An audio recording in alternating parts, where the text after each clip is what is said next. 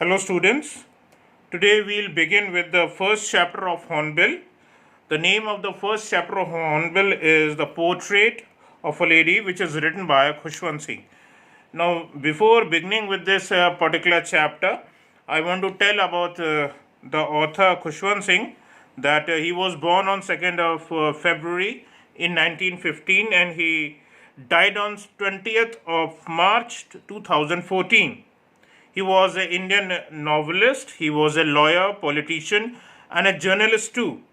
He was basically an Indo Anglian writer, and Khushwant Singh was best known for his sharp secularism and his humor and his abiding love for poetry.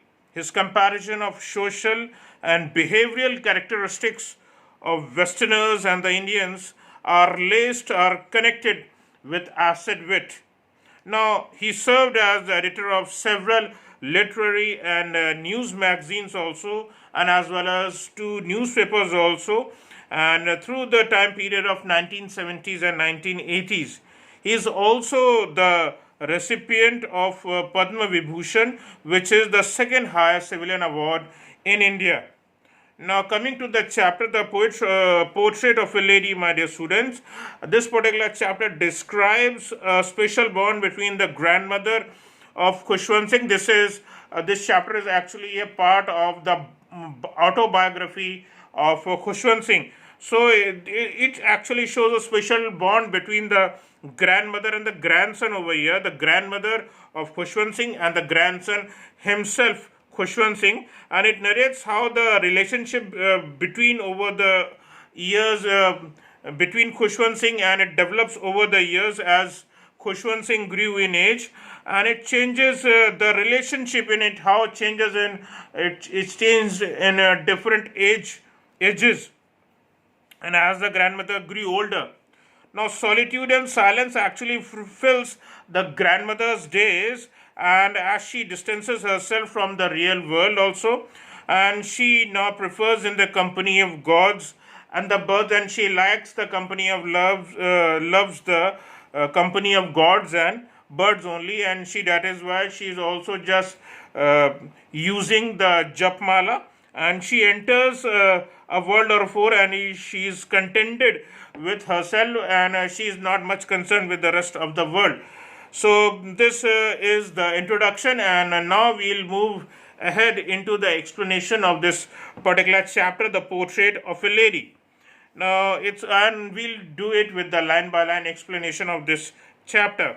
Now it says, my grandmother, like everybody's grandmother, was an old woman. Now Khushwant Singh says over here that her grandmother was an old grandmother, as everyone's generally is, and she has been old and wrinkled for 20 years. The skin of the grandmother was wrinkled, and it showed that she was too old. People said that she had once been young and pretty. People said so that she had been once young and pretty and had even a husband also. But that was really hard for Khushwant Singh to believe so. My grandfather's portrait hung over the mantelpiece in the drawing room. Mantelpiece, my dear students, is actually a structure of wood or a marble or a stone above a fireplace where things are kept actually, and just above that mantelpiece you see there was a big portrait of the grandfather over there in the drawing room, and in that particular portrait over there of the grandfather over there in the picture over there, he wore a big turban, and he was wearing a loose fitting clothes. His long white beard covered the best part of his chest. That means that the beard of the grandfather in the picture was very big, and he looked at least 100 years old. It seemed that he was too old, it seems. He did not look the sort of person who would have a wife or children. By looking at him, no one could say actually such a person could have actually a wife or children also. He looked as if he could have lots and lots of grandchildren only. It just seems that this person is too old and would be having only grandchildren only. Just because the picture seems so that this man is too old. This man, the grandfather, was too old. Now, as for my grandmother also, as it's written over here, being young and pretty. Now, the grandmother of Khushwant Singh was young and pretty, my dear students, and this thought was actually revolting for Khushwant Singh. When we say revolting, it means offending. He did not actually believe that when people said that actually she was actually a lot prettier.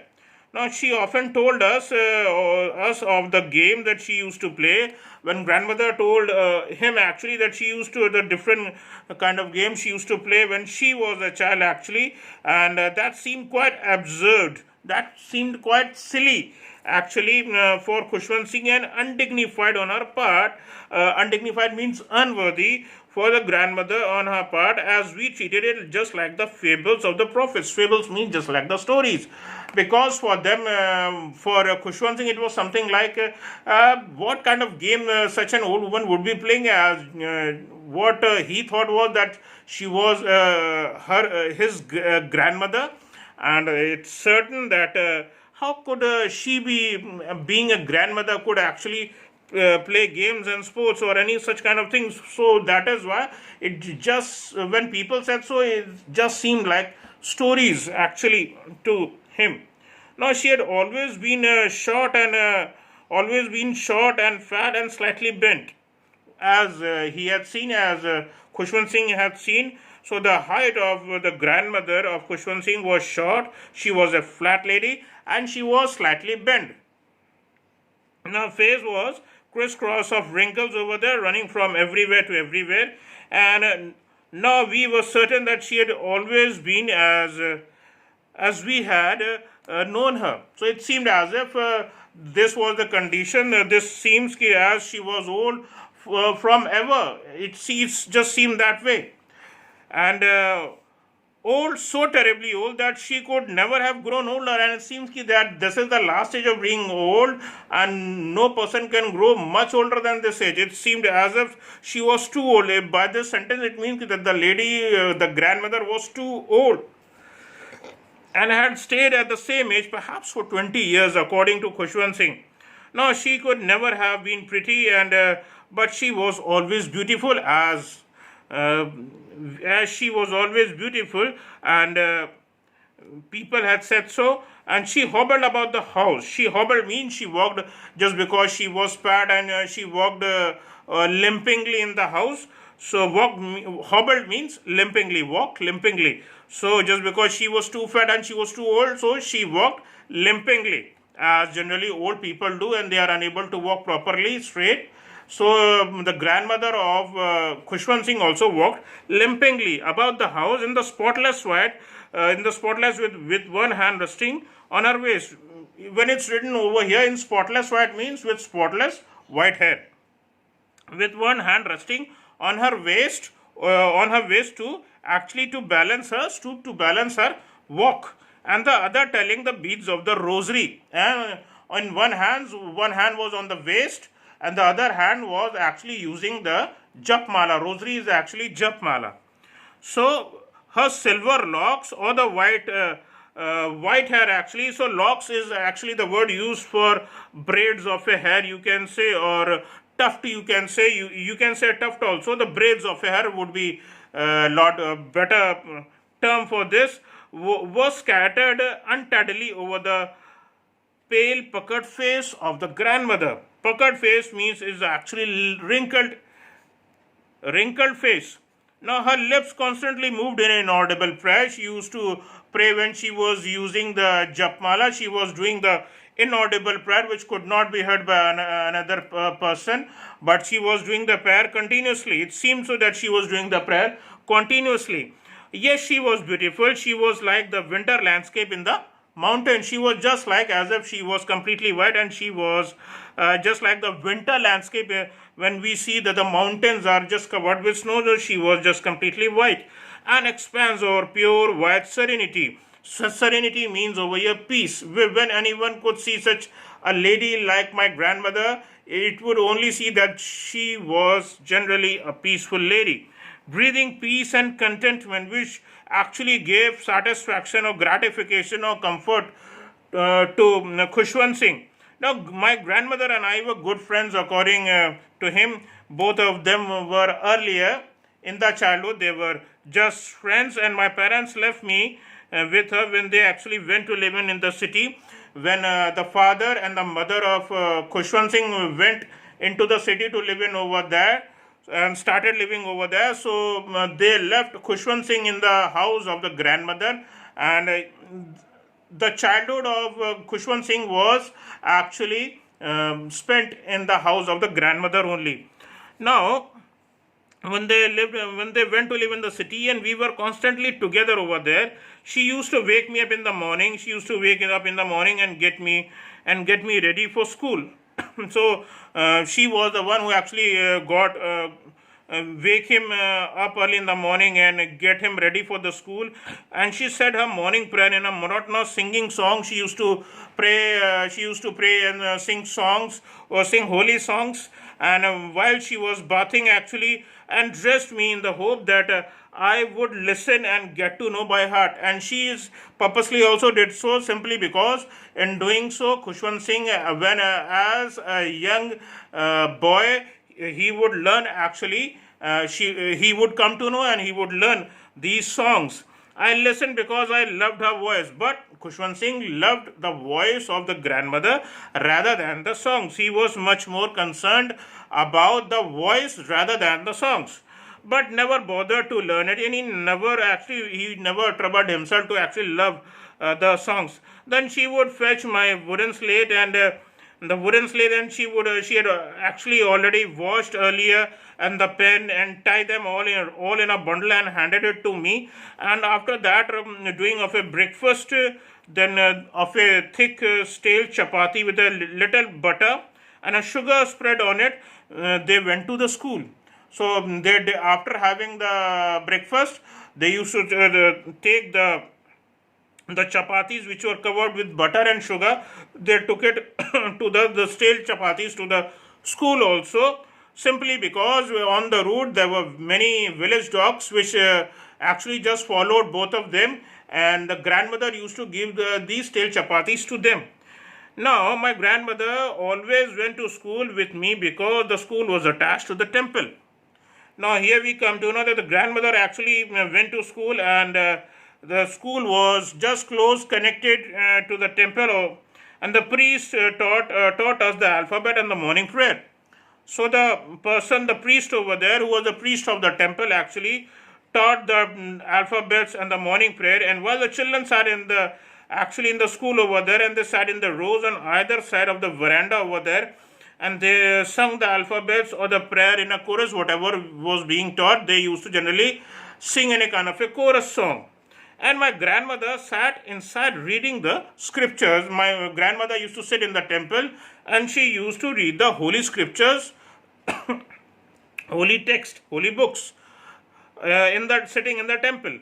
Now, when they both had finished, when the school was over, and when my grandmother had actually finished reading the scriptures over there in the temple, actually, we would go back, we would walk back together, they would return back home, and this time the village dogs would meet us at the temple door, and this was the time when the dogs actually followed them, and they followed us to our home, and they growled at each other.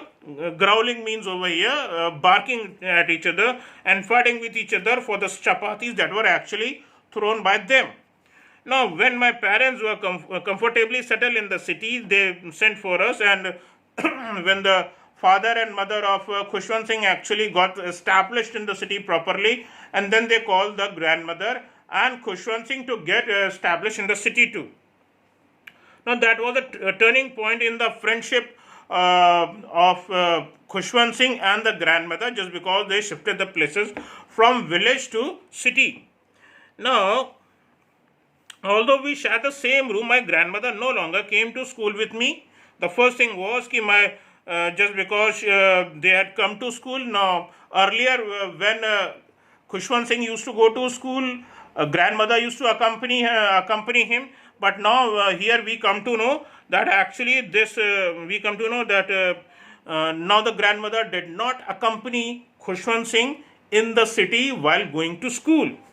Now, why does this happen actually? It's written over here. Although we shared the same room, my grandmother no longer came to school with me. I used to go to an English school in a motor bus. So a bus used to come and take Khushwant Singh in the bus. So, and that is why the work of the grandmother of leaving and taking, going and bringing him back from the school, that work was over now. I used to go. I used to go to an English school in a motor bus. There were no dogs in the streets, and she took to feeding sparrows. And and now in this particular city, there were no dogs over there, my dear students, and on the streets. And she used to just feed the sparrows that actually came over there. And so she started feeding sparrows instead of dogs now. Now in the courtyard of our city house. Now as the years rolled by, we saw less of each other. So as time passed by, so as days passed by, for some time she continued to wake me up, get me ready for school. So she used to get for some time she continued to wake me up. So earlier time she used to get him ready and do each and everything before Khushwant Singh, but now she just woke him up and get me ready for school. When I came back, she would ask me what the teacher actually taught. In the village, she used to talk to him. She knew what was being taught over there, because the school which was connected to the temple in the village, that taught even of something about the holy scriptures also. But when now both of these Khushwant Singh and the grandmother they have shifted over here in the city over here, now we come to know that there is something different kind of city that is going on here. I would tell her English words and a little things about the Western science and learning. When a grandmother used to ask from Khushwant Singh what was the thing that was being taught in school, and in the reply he would answer that different English words that came to his mind that were being taught over there, and the little things about the science and learning over there, and the law of gravity and the Archimedes principle, and why the world is being round, and etc. etc. Now this made her unhappy simply because she was unable to help Khushwant Singh in dealing with these topics, because these topics were unknown to her. Now this made her unhappy, and she could not help me in my lessons, and now she was unable to just not able to help him in the lessons of whatever he used to do in school. Now she did not believe in the thing they thought at English school, and were distressed, and she was a lot worried about that there was no teaching about God and scriptures. She was really very worried about whatever the teaching in the school was being done was something lot different over there, and no teaching about God was done and scripture was done. One day I announced that we were being given music lessons, and one day she heard that Khushwant Singh was being given music lessons to, and she was a lot disturbed by this fact, because according to her, music had lewd associations. It was something very dirty, it was something very filthy and indecent for lovely people, for good folk, for good people. So it was not something very decent. It was the monopoly of harlots and beggars, and not meant for gentle folk. So it was the commodity for according to the grandmother, it was something the commodity of corrupt women actually, and beggars actually, to do the such kind of singing and having the singing classes, and not meant for good social people. For gentle folk means for good social people, for good social person. And she said nothing, but her silence meant only disapproval, and she rarely talked about to me after that. And that after that, whatever the teaching was being done as it was done earlier in the village life, now the grandmother stopped teaching, and this was something very odd she found in the city, and she couldn't move ahead, and she couldn't help Khushwant Singh in this regard. Now when Khushwant Singh grew up and he went to the city, I was given a room of my own, and he was given a room of his own, and the common link of friendship was snapped over here. This was broken over here, because till now Khushwant Singh was living in the house. Now when he went to study in the university, he started living in a hostel over there, and that is why the common link over there that was broken, the link that was between the grandmother and the grandson Khushwant Singh, that was broken over here. My grandmother accepted her seclusion. Seclusion, my dear students, mean isolation and withdrawal. That she knew now that she cannot help, she could not help Khushwant Singh in this regard, and that is why she just withdrew, and she did it with lot of submission, with resignation. With resignation means with submission. She just left it now. She knew that just she cannot move ahead with Khushwant Singh now. Now she rarely left her. Now when she left in such a regard, she could not help Khushwant Singh in such a situation.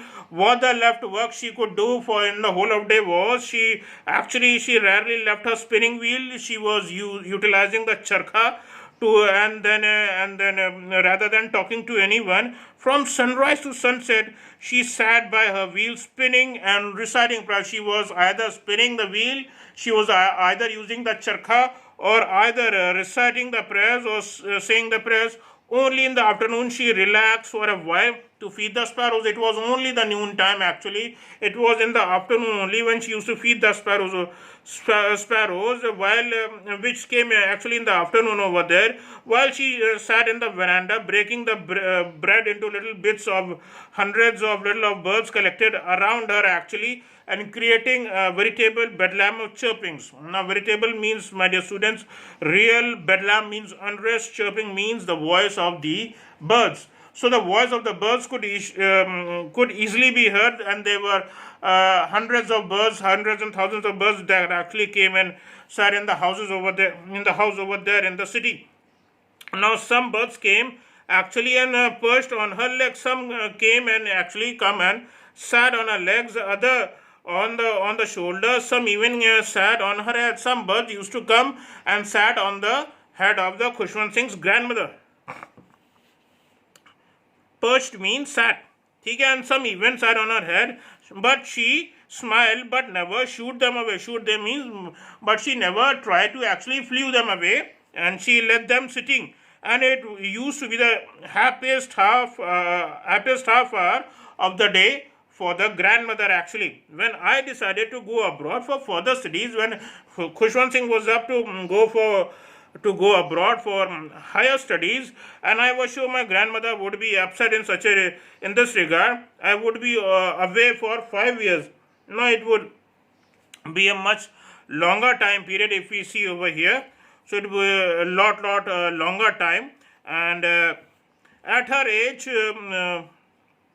and that is why she was upset. And he would be away for 5 years, and at her age, one could never tell what would happen, because she was too old. It seemed as if she would die in such a situation.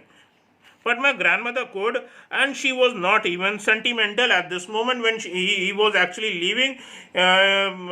Grandmother wasn't sentimental. She wasn't emotional. She came to leave me at the railway station, but did not talk or show any kind of emotion. Her lips moved in prayer actually, and her mind was lost in prayer. Her mind was lost in prayer. She was doing prayer. Her fingers were actually just reading the rosary or the japmala, you can say. Silently she kissed his forehead, and when I felt, I cherished the moist imprint as perhaps the last sign of physical contact between the grandmother and Khushwant Singh. So it was the last time of the physical contact between Khushwant Singh and his grandmother. The kiss of the grandmother on the forehead of Khushwant Singh, that was the last physical contact. Now, but that was not so. Did not happen actually. That grandmother did not die, but grandmother was still alive when he returned back from foreign. After 5 years, I came back home, but was met by her at the station, and she did not look a day older. It did not seem that she actually looked a day older. She still had no time for words, and she still did not have words. And while she clasped me, she gripped me, hold tightly in her arms. I could hear her reciting prayer. She was still reciting the prayers silently, inaudibly. And even on the first day of my arrival, Her happiest moments were with her sparrows only, and whom she fed longer for longer hours and with frivolous rebukes. Frivolous means with silly scoldings. Rebukes means scoldings. Frivolous means silly. So she used to she used to scold those birds, but we know ki how could these birds actually can understand what we want to say in our language. So it seemed very silly, according to Khushwant Singh. Now in the evening, a change came over her. A different thing happened in the evening. What was that? She did not pray, and she collected the women of the neighborhood from the neighborhood, and she got an old drum, or you can say in Hindi we call it as dholak. So she got a old dholak and she started to sing, and for several hours, not just for a small period of time, she for a long period of time, for long hours, she thumped the sagging skins of the dilapidated drum. Thumped means beaten, sagging means weakening. So as we know that this dholak was rather old, so that is why when she started beating, and she started beating for a number of hours, actually the skin of this dholak actually of the dilapidated drum. Dilapidated means broken down. She utilized it so much that actually it got broke down and could not be used again, and sang of the homecoming of the warriors. We had to persuade her, we had to convince her to actually stop, to avoid overstraining, so that actually she does not overstrain in singing and beating the dholak. Now that was the first time since I had known her that she did not pray, and after that she stopped praying. Grandmother stopped praying. The next morning she was taken ill. Taken ill means she was found ill, and it was a mild fever, and the doctor told her that it would actually easily go. But my grandmother thought differently. But grandmother had different feelings, different thoughts. She told us that her end was near, that she is about to die. It means she said that since only a few hours before the close of the last chapter of her life, she had omitted to pray. Omitted means she had left to pray, and she had stopped praying to God, and she was not going to waste any time more talking to us also, and she did not wanted to talk to the family members also. And we protested, so the people of the family actually protested, but she ignored any such kind of protests which were done by the family members. She lay peacefully in the bed and praying and telling and reading the beads over there, whatever the japmala she had in her hand. And even before we could actually guess or suspect, her lips stopped moving. So she stopped actually, the lips stopped moving, and the rosary fell from her lifeless fingers, and it means that the grandmother of Khushwant Singh here died over here, and a peaceful pallor spread on her face. Pallor means actually lifelessness, colorlessness could be easily be seen on the face of the dead body of the grandmother, and we knew that she was dead. Now we come to know that the grandmother is dead now. What happened now? So we lifted her off the bed, and as it is customary, as it is custom, we took off her from her bed and laid her on the ground. We laid her on the ground and covered her with a red shroud, as the dead body is covered with a red shroud. So she was also covered with a red shroud. After a few hours of mourning, of sorrow, of lamentation, and of wailing by the family members and relatives and the loved ones, what happened after that? We left her alone to make arrangements for her funeral. So people left to make the different arrangements for that. Now in the evening we went to a room with a crude stretcher over there to take her dead body to be cremated. Cremated means to be burnt.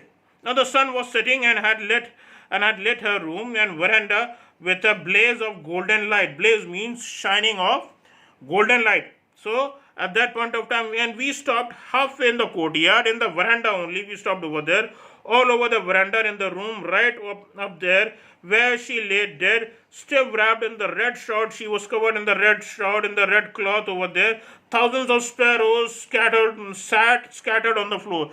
All those thousands of sparrows that actually used to come daily to have food from her, all those birds were over there only. There was no chirping. Now the birds were no chirping. There was no voice of the birds, because they knew, these birds knew, that the lady who actually fed them is now dead. We felt sorrow for the birds, we felt sorry for the birds, and my mother fetched some bread for them, and she broke it into the little crumbs, into the little pieces, as generally the grandmother used to do, and threw it to them. And the sparrows took no notice of the bread. But these sparrows did not actually eat those pieces of bread. When we carried my grandmother's corpse or dead body, these birds, actually these sparrows, flew away quietly. And the next morning we found that they found actually that there were breadcrumbs still over there. None of the breadcrumbs were actually eaten by any of the birds, and all those were lying over there in the next morning, and they had to be swept away by the sweeper, and it had to be thrown into the dustbin. Now with this we come to the end of the chapter of this particular lovely chapter, which deals with the life of Khushwant Singh, and which tells us about the lovely relationship between the narrator and the writer Khushwant Singh and his grandmother. Thank you.